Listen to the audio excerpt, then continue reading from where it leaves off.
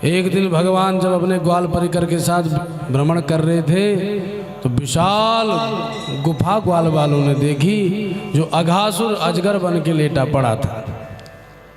भगवान का ध्यान नहीं था और उतने में ग्वाल वाल सब गुफा समझ करके अजगर के मुख में चले गए। भगवान ने देखा मेरे बाल सखा सब अजगर के मुंह में चले गए तो भगवान भी चले गए।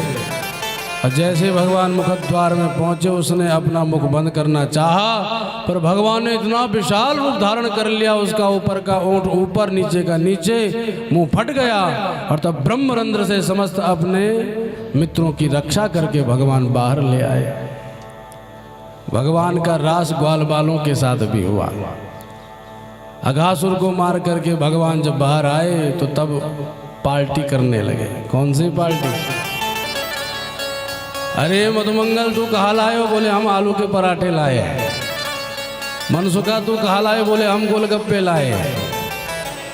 अरे भैया तू कहाँ लाए? बोले हम पिज्जा। बोले चल पिज्जा वाले पीछे। भगवान अपने ग्वाल बालों के साथ विविध व्यंजनों के साथ गोल घेरे में बैठ करके पाने लगे। ये भगवान का बाल रास है। बिभ्रद वेणुं जठरपटये शृंगवेत्रे च कक्षे वामे पाणौ मसृणकवलं तत्फलान्यङ्गुलीषु तिष्ठन् मध्ये स्वपरिसृदो हासयन् नर्मवीश्वै स्वर्गे लोके विशति मोजे यज्ञ भुगबाल केली। अनेकानेक देवी देवता और स्वयं ब्रह्मा जी भी नवमंडल में खड़े होकर के भगवान की उस दिव्य बाल क्रीड़ा को देख रहे हैं। भगवान कैसे पा रहे हैं? एक हाथ में भगवान ने तमाम प्रकार के अचार दबा दिया। आम का है, इमली का है, आंवले का है, मिर्च का है, विविध अचार। और एक हाथ में भगवान ने दही भात का एक लड्डू बनाया और उसको पाने लगे। दही भात पाते जा रहे हैं और चटकारे लेके अचार भी खाते जा रहे हैं। ये भगवान की दिव्य झांकी। इतने में भगवान बोले हे मधुमंगल तू कहाँ रो है? बोले हम आलू का पराठा एक ही लाए। जैसे उसने मुंह में धर दियो भगवान ने उसके मुख का ग्रास छीन लिया और अपने मुख में धर दिया। विधाता ब्रह्मा ने स्वर्ग में खड़े थे सर पकड़ लिया। अरे जिसको हम नारायण समझ रहे थे ये तो झूठा पीठा खा रहा है, ये नारायण है क्या? ये तो कोई साधारण बालक भी नहीं जान पड़ता, ये तो महाज्ञानी दिखाई पड़ रहा है। क्योंकि न झूठा देना चाहिए न झूठा खाना चाहिए। पर ये नारायण तो नहीं है। ब्रह्मा जी सर पकड़ के बैठ गए, परीक्षा लूंगा। देखो परीक्षा श्रेष्ठ लेता है कनिष्ठ की, लेकिन यहाँ ब्रह्मा जी बेटा है नारायण के और बाप की परीक्षा लेने जा रहे हैं। भगवान पा रहे थे, इतने में ग्वाल बाल बोले हमारी गैया कहाँ चली गई कन्हैया? बोले मैं देख के आता हूँ। और ब्रह्मा जी ने ग्वाल बालों का हरण करके ब्रह्मलोक में स्थानांतरित कर दिया। ग्वाल बाल चले गए ब्रह्मलोक में। इधर भगवान वापस लौटे तो ग्वाल बाल भी दिखाई नहीं पड़े। उधर गैयाओं का भी हरण कर लिया। न गैया न ग्वाल बाल, भगवान भी हाल। ये कहाँ चले गए? पर वो तो भगवान हैं, उनको समझते क्या देर लगती कि ये बेटे की करामात है। अच्छा बेटा ब्रह्मा तुम हमसे होशियारी कर रहे हो तो देखो हम क्या करते हैं। भगवान ने अखिल स्वरूप का विस्तार किया। जैसे ग्वाल बाल गैया मैया बछड़े थे, लाठी डंडे वस्त्र आभूषण स्वभाव प्रभाव सब भगवान बन गए। और भगवान ने अपने जले विष्णु स्थले विष्णु विष्णुराकाश मुच्यते स्थावरम जंगमम विष्णु सर्व विष्णुमयम जगत इस महावाक्य को चरितार्थ कर दिया। और 1 वर्ष तक भगवान ने यही लीला करी। जो गैया जहाँ बनी रहती थी वहाँ चुपचाप बन जाती है, जो बछड़ा जहाँ रहता है वहाँ चला जाता है। ग्वाल बाल जो जिसके बेटे वैसे पहुँच जाते हैं। कोई समझ नहीं पाया कि हमारे बच्चे अपहृत हो चुके हैं। साल भर के बाद जब ब्रह्मा जी उतरे, अच्छा पता है साल भर यहाँ हो गया ब्रज में, अब ब्रह्मा जी को आधा सेकंड लगा सिर्फ। ब्रह्मा जी ने ऊपर धरे और जब वापस आए तब तक ब्रज में 1 साल हो चुका था। ब्रह्मा जी का एक क्षण भी 1 साल के बराबर है। विशाल ब्रह्मा जी का समय काल। पर जैसे ही ब्रह्मा जी नीचे आए तो ग्वाल बाल पाए, गैया देखी तो ब्रह्मा जी चक्कर में पड़ गए कि ये असली है कि मेरे ब्रह्मलोक वाले असली हैं।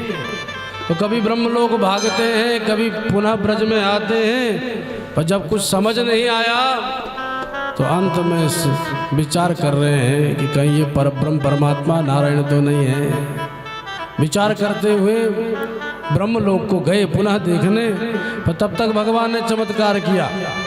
भगवान ब्रह्मा बन करके पहुंच गए ब्रह्मलोक में। अब ब्रह्मलोक में ब्रह्मा बन के पहुंचे, द्वारपालों ने प्रणाम किया। भगवान बोले, देखो द्वारपालों, आजकल एक बहरूपिया मेरा रूप धारण करके घूम रहा है, अगर इस लोक में आया तो खूब जम के पिटाई करना। जी महाराज, अब तो आपने सचेत कर दिया, देखे कोई बहरूपिया कैसे घुसे। अब भगवान भीतर जाकर के ब्रह्मा जी के पद पर स्थित हो गए। ब्रह्मा जी थके हारे वापस अपने घर में आए और कोई पानी क्या पिलाए। जैसे भीतर जाने लगे सबने ब्रह्मा जी को दबोच लिया और ब्रह्मा जी की वो धुनाई करी।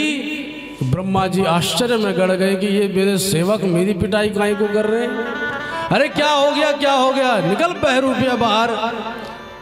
ब्रह्मा जी बोले, कौन बहरूपिया? हम तो तुम्हारे स्वामी हैं। बोले, तुम हमारे स्वामी नहीं हो, हमारे स्वामी तो भीतर हैं। भीतर स्वामी? ब्रह्मा जी ने सोचा कुछ तो गड़बड़ी है। अरे भैया, हमें अपने स्वामी के दर्शन करा दो, कौन है तुम्हारा स्वामी?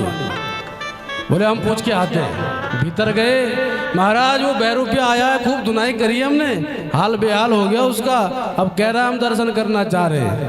भगवान बोले, लाओ भीतर। और ब्रह्मा जी जब भीतर गए तब तक भगवान अंतर्धान हो गए। ब्रह्मा जी समझ गए सब नारायण की ही लीला है।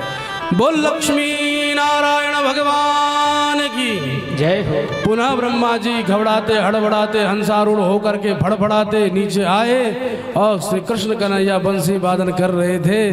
तत्क्षण भगवान श्री कृष्ण के चरणों में अपने चारों मस्तक धर दिए और बड़ी दिव्य स्तुति करी। छठी करा से दिल्ली आते हुए चौमुआ पड़ता है, वही ब्रह्मा जी आए थे। क्योंकि जब ग्वाल बालों को लेकर के आए ब्रह्मा जी तो ग्वाल वालों ने देखा कि ये 4-4 सिर वाला कौन है। तो कन्हैया से बोले, हे कन्हैया, ये चौमुआ कौन है भैया? तो तब से उसका नाम चौमुआ पड़ गया। बोलो भक्त वत्सल भगवान की। बड़ी दिव्य स्तुति करी। भगवान ने बात तक नहीं करी, अंत में ब्रजवासियों की महिमा ब्रह्मा जी ने गाई।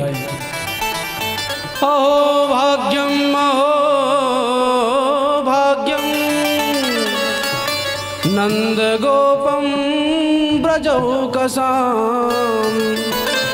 यन मित्रम परमानंदम, पूर्ण ब्रह्म सनातनम।